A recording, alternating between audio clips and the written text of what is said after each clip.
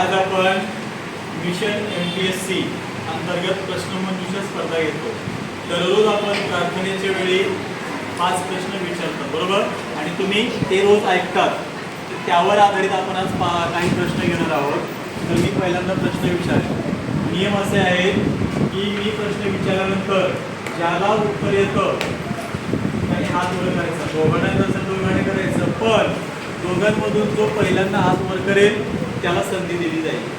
त्यामुळे आपल्याला उत्तर येत असेल तर जो पटकन हात वर करेल त्याला संधी, ठीक आहे? तर आपण प्रश्नाला सुरुवात करूया। प्रश्न पहिला असा आहे, महाराष्ट्राचा राज्य पक्षी कोणता आहे? तिने हात वर केलेला आहे अगोदर, त्यामुळे तिला संधी मिळेल। महाराष्ट्राचा राज्य पक्षी कोणता आहे? थोडंसं मोठ्याने।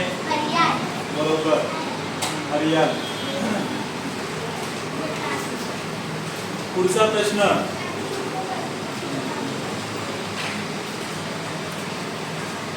आहे पृथ्वी स्वतः भोवती कोणत्या, ही प्रश्न पुढे विचारलेला नाहीये, लक्षात। जरी तुला माहिती असला तरी मी पृथ्वी बद्दल कुठला प्रश्न विचारायला माहिती आहे का? त्यामुळे असा हात वर करायचं नाही, कळलं? प्रश्न पूर्ण वाचून झाल्यानंतर हात वर करायचा। पृथ्वी स्वतः भोवती कोणत्या दिशेकडून कोणत्या दिशेकडे फिरते? आता सांग। पश्चिमेकडून पूर्वेकडे। आणि सूर्य कोणत्या दिशेने फिरतो मग? सूर्य आहे नंतर, ठीक आहे, छान। दोघांनी एकेका प्रश्नाची उत्तर दिलेली आहेत, समान होऊन गेल्याची मला।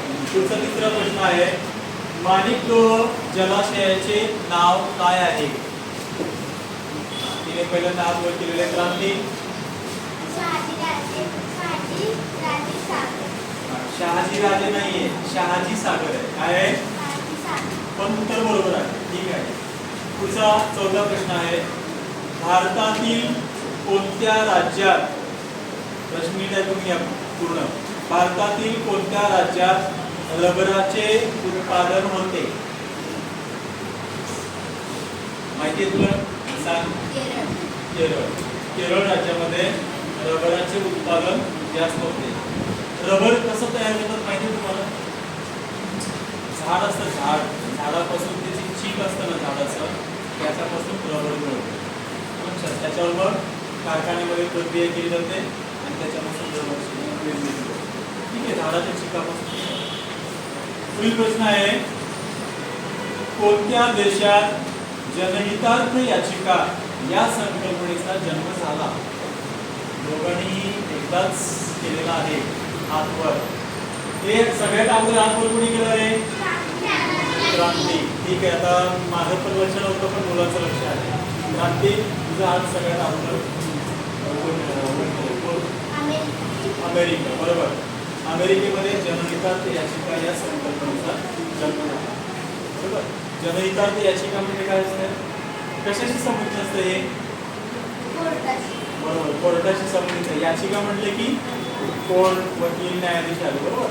जनतेचे काही प्रश्न असतील तर कोणतरी पुढाकार घेऊन तो कोर्टात केस दाखल करतो, आपण त्याला इंग्रजीमध्ये केस दाखल करणे म्हणतो, मराठीत त्याला याचिका दाखल करतो, बरोबर। तर या संकल्पनेचा अमेरिकेमध्ये सर्वात अगोदर जन्म झालेला आहे। जन्म झालेला म्हणजे पहिल्यांदा तिथे वापर केला गेला आणि मग, ठीक आहे। आता पुढे पण काही प्रश्न आहेत ते आपण